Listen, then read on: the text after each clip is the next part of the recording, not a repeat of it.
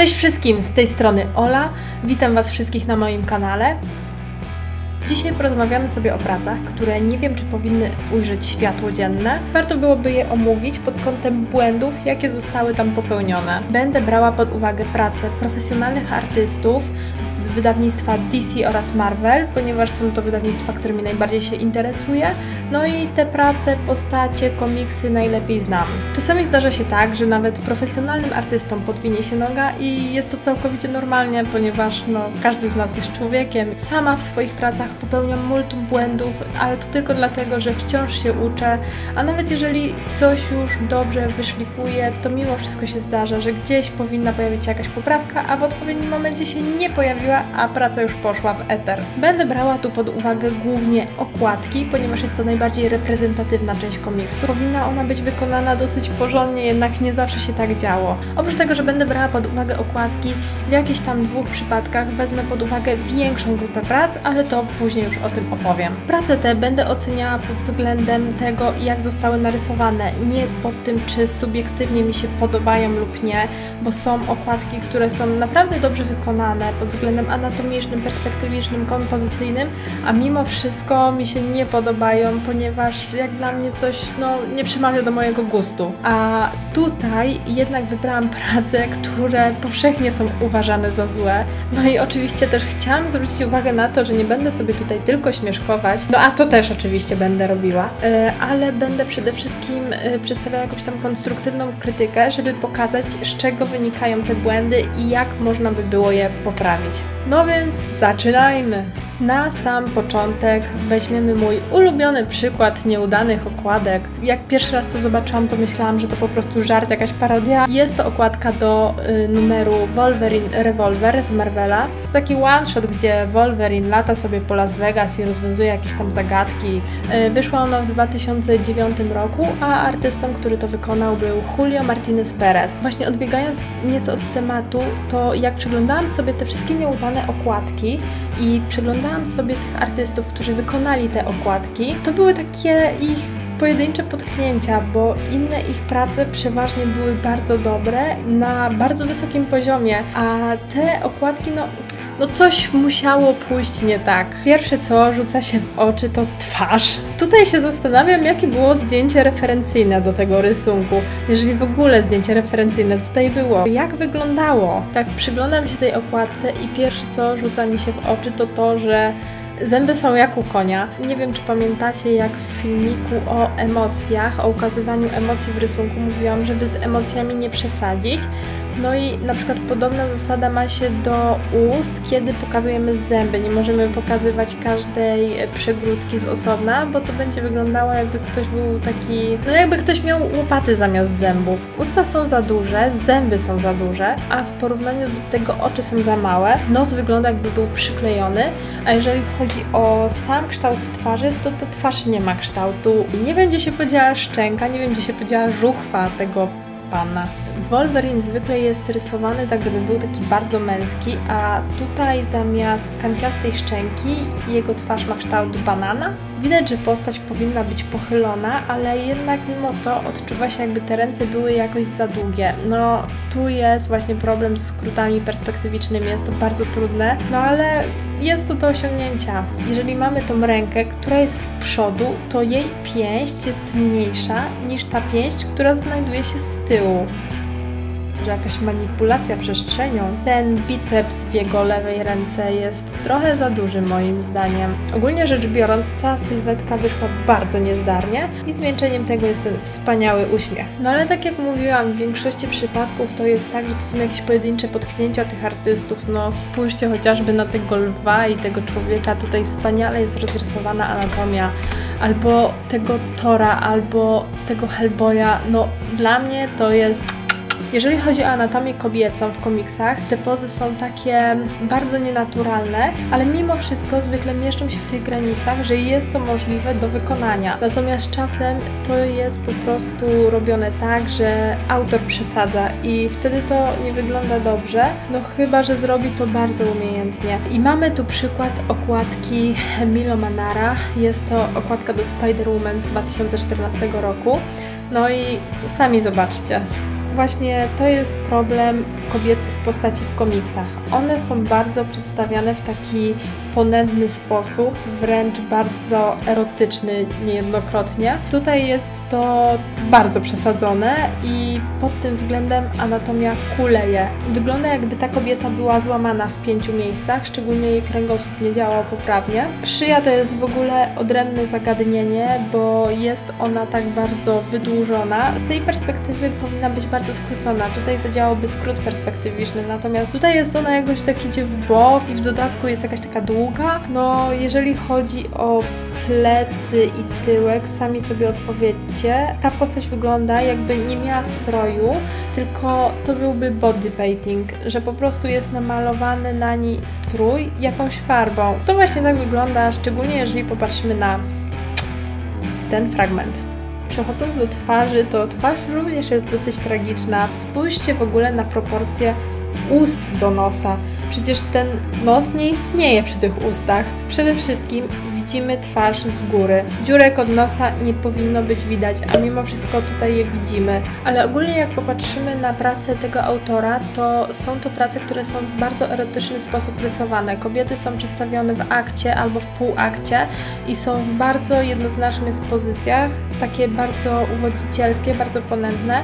Ja tutaj wybrałam parę prac, które nie są aż tak bardzo wyeksponowane. Dla porównania chciałam Wam po prostu pokazać, że ten artysta naprawdę potrafi, naprawdę radzi sobie z anatomią kobiecą, pokazywaniu z różnych kątów, z różnych perspektyw. W 2011 roku wyszedł jeden z numerów Catwoman, numer 0, który opowiadał o genezie Seleny. Pierwszą wersję tej okładki wykonał Guillaume March i wygląda ona w ten sposób. Jeżeli na nią patrzymy, to od razu widzimy, że coś nam tu nie gra. Przede wszystkim chodzi mi tu o to, jak został zastosowany skrót perspektywiczny. Autor chyba chciał, żeby patrząc na kobietę z góry, mimo wszystko naraz było widoczne. I piersi, i pośladki, i stopy, i nogi, i twarz. Jeżeli patrzymy na tą klatkę piersiową, jest ona tak jakby złamana. Kręgosłup, gdzie znajduje się klatka piersiowa, nie jest zbyt giętki.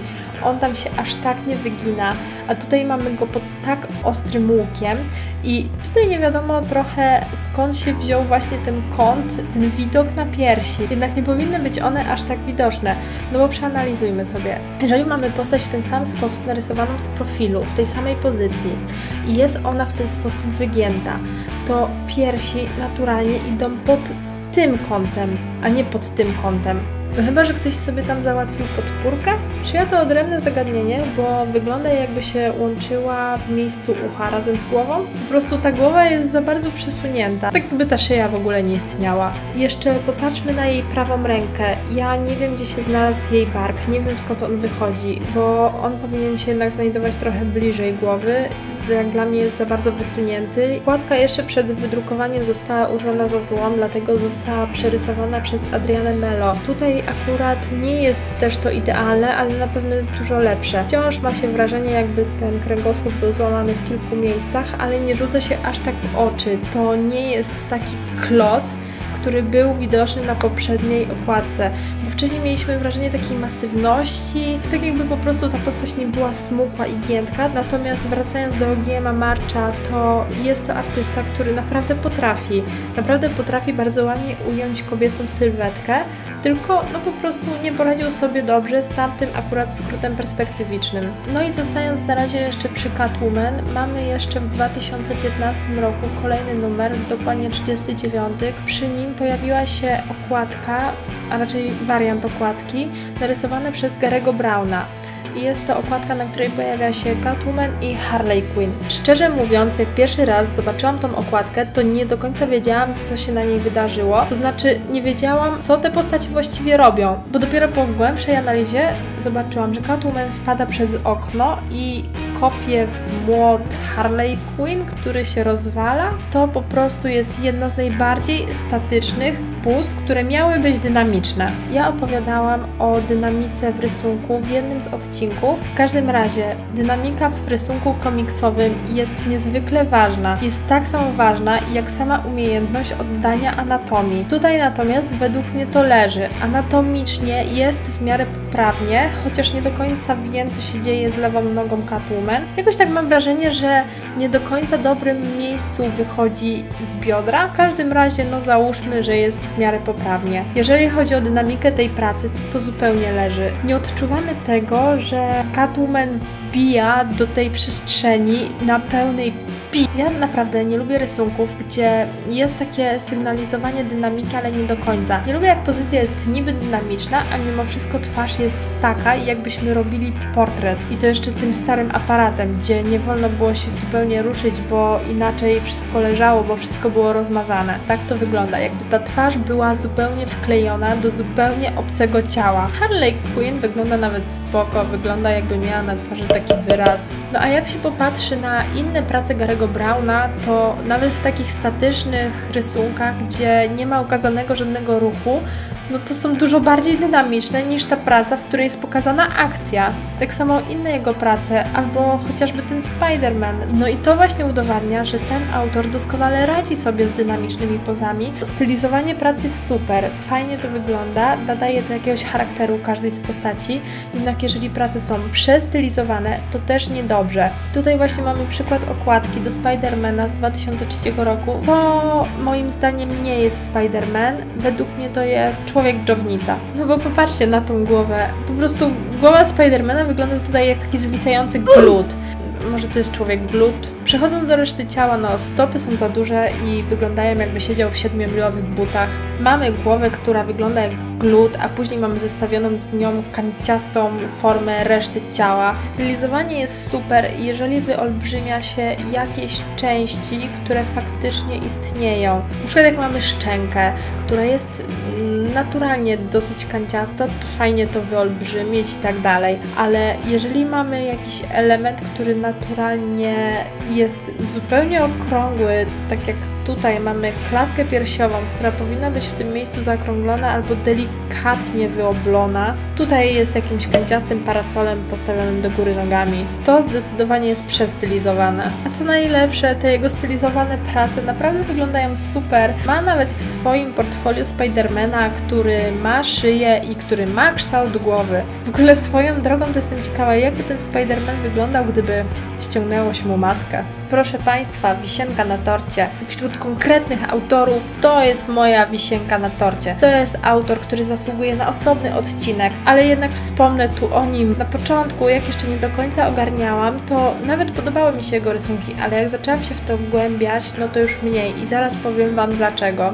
Przed Wami Greg Land, jeden z najsłynniejszych rysowników Marvela, który tam pracuje, ale chyba tylko dlatego, że umie szybko rysować. A dlaczego umie szybko rysować? Ponieważ przerysowuje pracę. Zdjęcia referencyjne to jest to, co jest bardzo ważne w pracach. Natomiast Greg Land to jest człowiek, który wprowadza innowacje do sfery używania zdjęć referencyjnych. Jest to człowiek, który jest pionierem, ponieważ on idzie o krok dalej. On nie dość, że przerysowuje zdjęcia 1:1 i to zdjęcia, do których praw autorskich oczywiście nie posiada. Przerysowuje pracę innych rysowników, przerysowuje nawet prace, które on wcześniej narysował.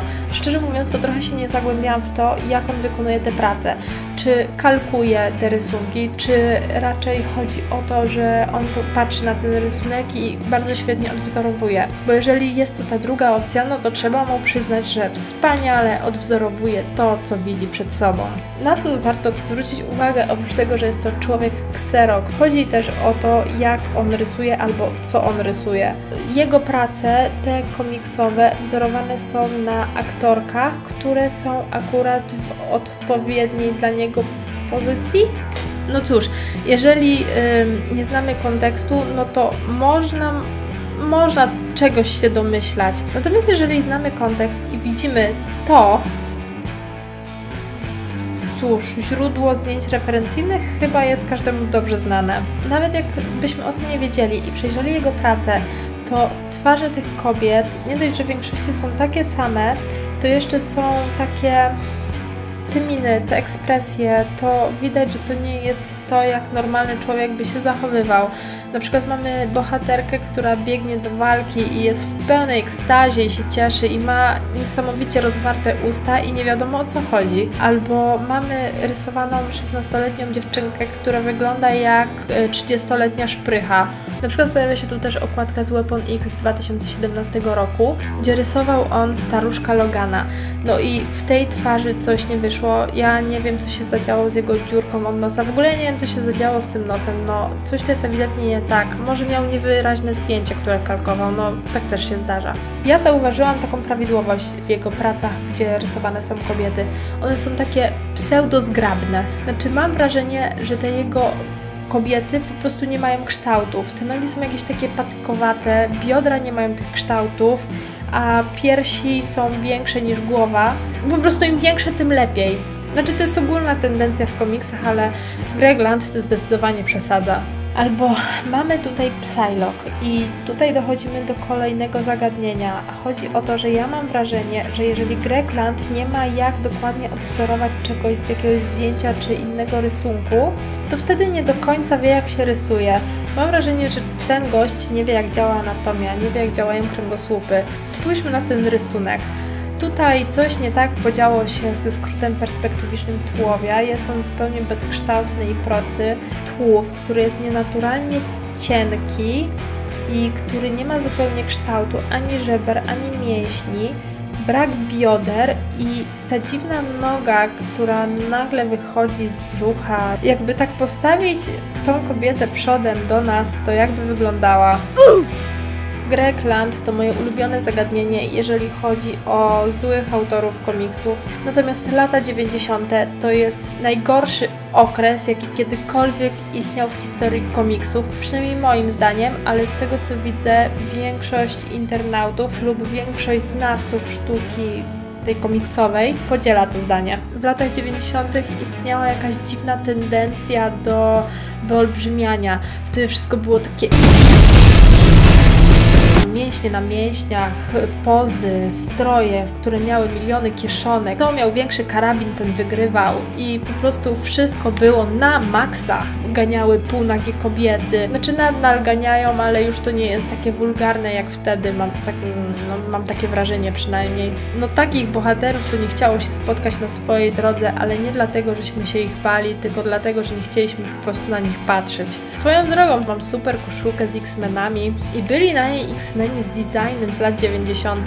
No ale mam wrażenie, że tam jakoś to jeszcze tam w miarę wyglądało. Poza tym ta koszulka jest czadowa i bardzo mi się podoba i do niej się nie przyczepię. Ale jeżeli chodzi o zeszyty komiksowe z tamtych czasów, no to zdecydowanie mi się nie podobały. Nawet mówię tu o takich artystach jak Jim Lee, który jest naprawdę dobrym, znanym artystą, teraz głównie działający w DC i który jest naprawdę bardzo sławny, który zrobił naprawdę wspaniałą karierę i który teraz ma rysunki takie, przy których opada mi szczęka. Natomiast wtedy rysował tak, że mi się to po prostu nie podobało. Wszystko było do tego stopnia na maksa, że nawet jakby Iron Man sam w sobie był za mało męski. Jego zbroja była tak silna, że aż miała mięśnie. A poza tym te twarze były okropne. No po prostu wszystkie kobiety wyglądały jakby były po 50 operacjach plastycznych, a natomiast faceci wszyscy wyglądali jak David Hasselhoff. Niczym się nie różnili. Kwadratowa szczęka, mały nosek, małe oczka, wielkie usta i te pozy były maksymalnie wykręcone, były tak nienaturalne. Dalej tak się robi, ale nie w takim stopniu. Robi się to tak, żeby to wyglądało bardziej naturalnie, tak, że jest to wykonalne dla istoty ludzkiej. Jedna z marvelowskich postaci, Cable, która była właśnie wytworem lat 90., która jest tak extreme, że bardziej już się nie da. Strój, który jest przeładowany różnego rodzaju paskami, kieszonkami, tobołkami, plecakami, zapinkami. Karabiny to on ma największe w całym uniwersum, umówmy się. Po prostu postać jest mega przeładowana i tak to właśnie wyglądało w latach 90. Ogólnie lata 90. to mam wrażenie, że nie jest zbyt dobry okres do wzorowania się na czymkolwiek. Dobra, na dzisiaj wystarczy tej katorgi. Tak naprawdę, tak jak mówię, no takie wpadki się nieraz zdarzają, czy to ze względu na brak przećwiczenia czegoś, czy brak odpowiednich zdjęć referencyjnych, albo po prostu ze względu na szybkość pracy. Tak naprawdę w takich wytwórniach nie patrzy się na to, czy autor może swobodnie wykonać swoją pracę, a rysunek to niestety jest praca, która wymaga czasu, której nieraz nie da się przyspieszyć bez konsekwencji. A tutaj autor nieraz musi walczyć z tym, żeby wyrobić się w czasie, i żeby nie zawalić żadnego deadline'u, i później właśnie tak to wychodzi. Niestety tak działają duże wytwórnie. Chciałabym powiedzieć, że to jest taka moja zupełnie subiektywna opinia, ale jak widziałam to w internecie, bardzo dużo ludzi podziela ze mną to zdanie. Przynajmniej tych ludzi, którzy się tym interesują, w jakiś sposób się tym zajmują. Te prace oczywiście znajdziecie w różnego typu rankingach najgorszych okładek, najgorszych rysunków komiksowych, ale ja wybrałam takie, które najbardziej mnie uderzyły. Mam nadzieję, że Wam się podobało i jeżeli taka seria Wam się spodoba, to być może kiedyś coś takiego kontynuuję. Takich prac jest masa i nie chodzi tutaj mi o piętnowanie artystów, bo tak jak mówiłam, bardzo duża część z nich wie, co robi, bardzo dobrze umie rysować, ma świetny warsztat. Jeżeli Wam się podobało, to zapraszam do oglądania kolejnych filmików, które będą już niedługo pojawiać się na tym kanale. Także nie zapomnijcie zostawić suba. Jeżeli coś Wam się podobało lub mniej podobało, zapraszam do sekcji komentarzy. Natomiast dzisiaj to już będzie wszystko. Do następnego!